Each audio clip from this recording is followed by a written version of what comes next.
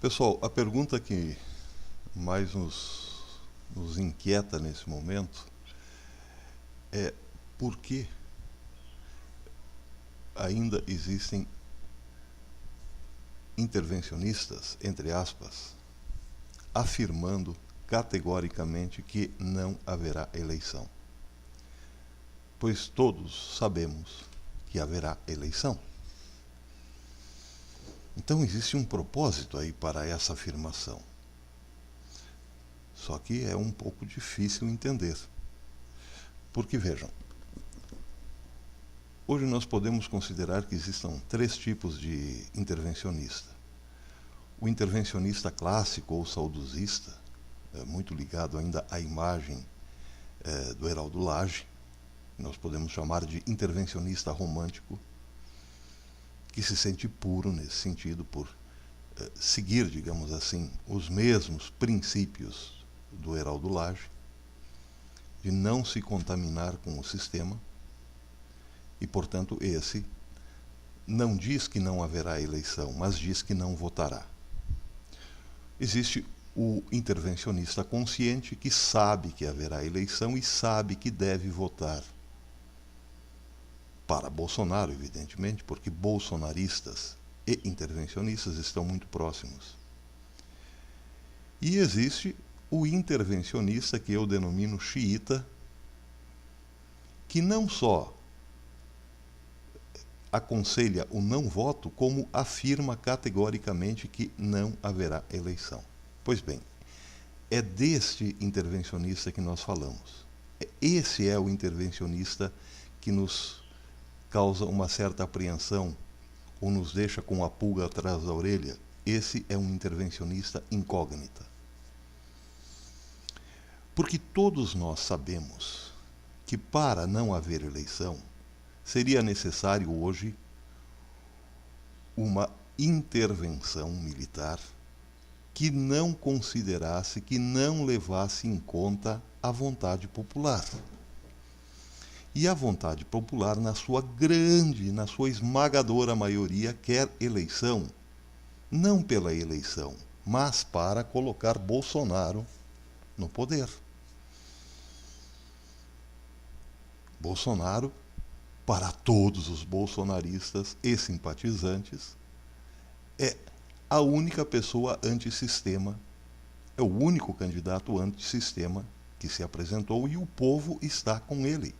O povo aderiu à sua campanha por considerá-lo exatamente o antissistema. Essa é a vontade popular. As Forças Armadas até hoje nunca foram contra a vontade popular. Não houve intervenção porque os intervencionistas nunca representaram maioria, nem sequer a metade.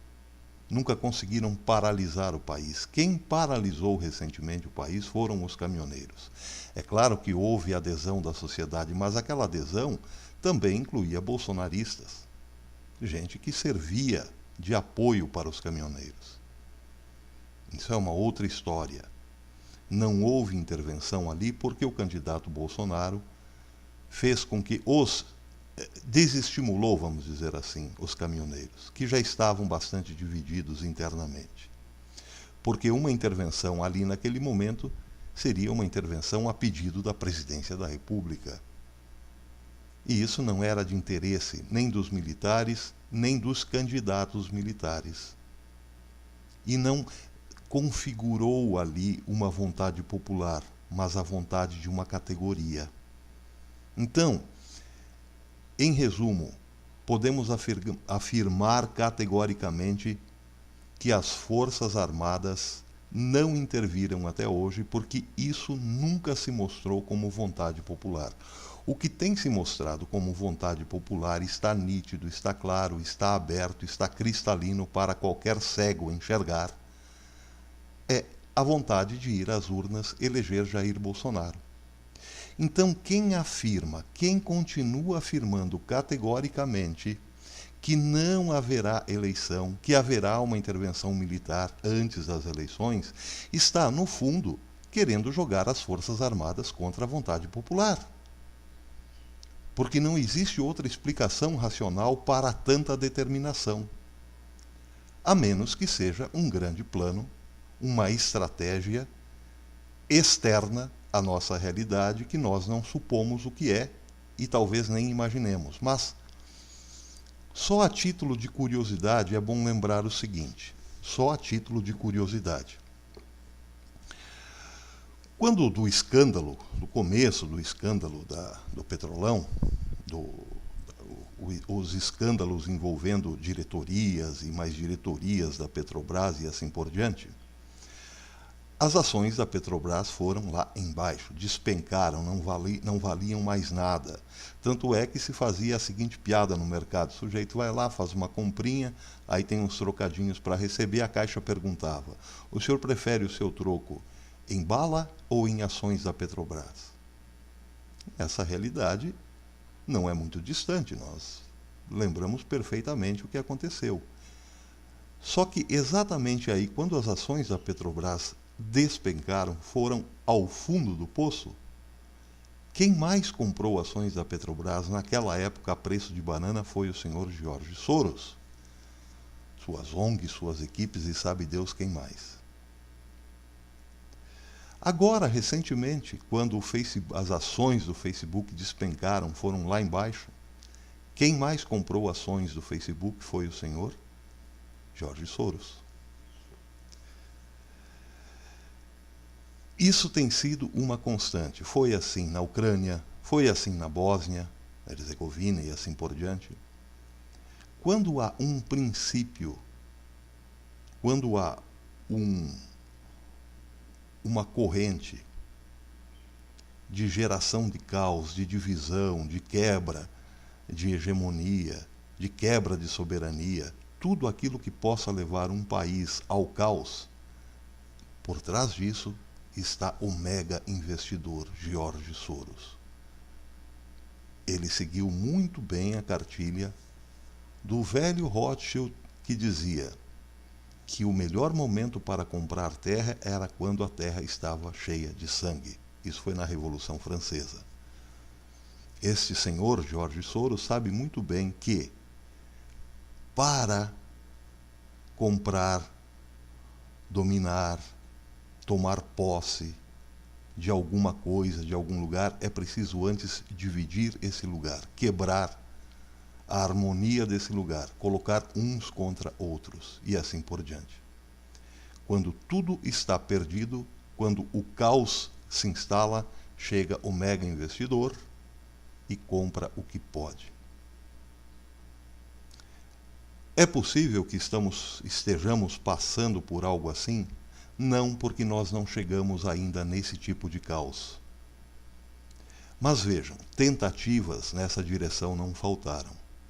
Eu tenho vídeos aqui de pessoas, desses intervencionistas que eu denomino xiitas, dizendo o seguinte: não tem mais dinheiro no mercado, tirem o dinheiro das suas contas. Tirem o dinheiro do banco. Vai quebrar, não tem mais dinheiro, vai quebrar. Evidentemente que em um lugar ou outro sempre faltou alguma coisa. Mas as notícias sempre foram nessa direção, generalizar, vai quebrar, vai quebrar. Isso serviria para quê? Senão criar o pânico financeiro, o pânico dos correntistas. Imaginem, meus amigos, se todo mundo for ao banco sacar o seu dinheiro, a economia quebra, os bancos quebram, falta dinheiro na praça, em poucas horas o dinheiro acaba. E aí vem o quê? O desespero, a loucura, o quebra-quebra e assim por diante. Não seria esse um dos grandes propósitos do senhor George Soros? Criar o pânico financeiro? Porque a gente sabe, faltou dinheiro, faltou tranquilidade, faltou racionalidade e sobrou desespero. Um sujeito interessado nesta situação, para depois chegar com o seu poder econômico e dominar aquela sociedade quebrada, pode muito bem estar por trás dessas notícias, por que não? Não é tão impossível que George Soros esteja por trás de uma pequena parcela de intervencionistas que se dedicam única e exclusivamente a criar o pânico, o caos. Como, por exemplo, afirmar que a intervenção acontecerá, mesmo sabendo que as Forças Armadas não intervirão. Mesmo sabendo que as Forças Armadas estão aí para garantir o pleito, porque o principal candidato, aquele que mais chance tem de sair vencedor, vem dos seus próprios quadros, sem falar no grande número de militares que está com muita chance de sair eleito desse pleito. Sem falar principalmente na vontade popular. As Forças Armadas nunca estiveram contra a vontade popular. Mas digo de outro modo, as Forças Armadas nunca estiveram tão a favor da vontade popular do que agora. A intervenção virá, repito, mas não será nesses moldes que muitos ou alguns xiitas estão pregando. Isso é para criar divisão. Isso é para tirar a paz dos intervencionistas. Isso é para colocar uns contra os outros. E a quem interessa esse tipo de coisa? A quem interessa espalhar notícias falsas a todo momento? A quem interessa afirmar que não haverá eleições, mesmo sabendo que as eleições estão aí? A quem? Pode ser que nem seja tão somente ao George Soros, mas a ele também, certamente, porque nós sabemos, nós temos essa notícia já dada há muito tempo, eu já li aqui através do American Thinker, que George Soros irrigou quase todos os partidos com dinheiro contra Bolsonaro. Bolsonaro arrepia, Bolsonaro dá medo nesse sistema que está aí. E é por isso que George Soros está por trás. Mas não só disso. Para George Soros, quanto mais caos, melhor. Graças a Deus, e ainda bem, que aquelas falsas notícias de que os bancos quebrariam, que a Caixa Econômica quebraria, que o Banco do Brasil quebraria, que faltaria dinheiro na praça de uma hora para outra, graças a Deus, essa falsa notícia não pegou e não gerou o pânico. Na Ucrânia, minha gente, essa falsa notícia deu certo. É só espalhar que vai faltar dinheiro e esperar o resultado. Aqui, graças a Deus, não deu certo. O país é muito grande. Pelo menos nisso o sistema financeiro trabalhou direitinho, conseguiu manter a coisa e manterá até as eleições. Porque não é do interesse do sistema financeiro como um todo passar para a mão de George Soros, porque eles também brigam entre eles. Não pensem que não. Meus amigos, precisamos ficar atentos com as falsas notícias, principalmente nos próximos dias, e ter em mente o seguinte: o grande grupo de intervencionistas hoje é o mais lúcido, é aquele que sabe que haverá eleição sim, e é aquele que sabe que ali na frente estará unido com os bolsonaristas, pedindo governabilidade, pedindo condições de governabilidade ou então uma intervenção contra a grande fraude que virá, não tenham dúvida. Mas para tudo isso acontecer, é primeiro preciso que haja eleição. As Forças Armadas estão aí para isso, para garantir que haja pleito, porque elas estão do lado da vontade popular. Fiquemos atentos. Porque esses que espalham notícia diuturnamente, notícias falsas diuturnamente, têm um propósito que nós ainda não sabemos qual é, mas não é nada bom. Nada bom. Até depois.